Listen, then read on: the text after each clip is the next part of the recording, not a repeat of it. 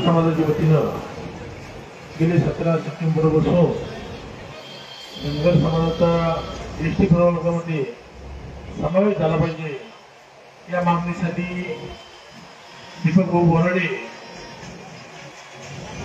यांचं या ठिकाणी आंदोलन उपोषण सकाळ तारखेपासून सुरू आहे।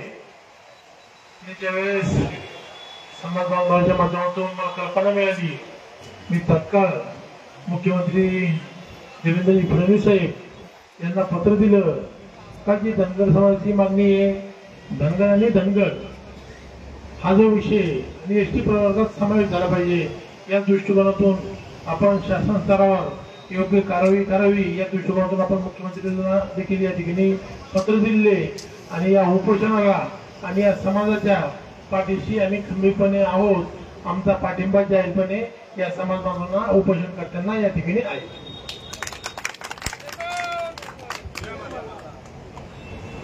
धन्यवाद बापू।